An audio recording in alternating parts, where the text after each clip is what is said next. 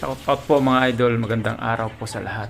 Mayong adlaw sa tanan. So for today's video mga idol, halit samahan ninyo ako, magluluto tayo ng adobong tarapilya o isaw ng baboy.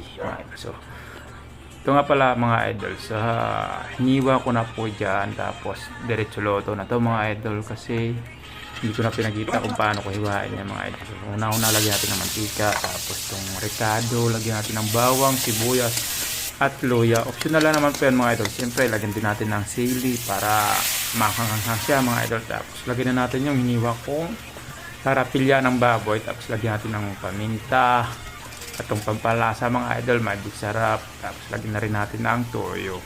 Hindi na tayo lalagay ng asin kasi baka umalat pa mga idol. Tapos ayan na mga idol, halukain natin. Tapos lagyan na rin natin ng konting suka. Ayan mga idol. Tapos takpan natin